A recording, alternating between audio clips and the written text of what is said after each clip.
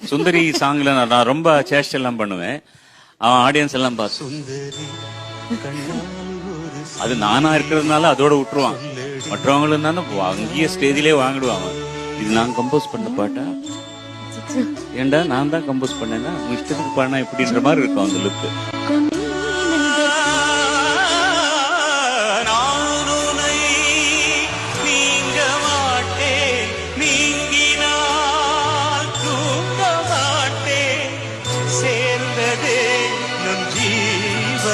சுந்தரி கண்ணால் ஒரு சேரி சொல்லடி இந்நாள் நல்ல தேரி.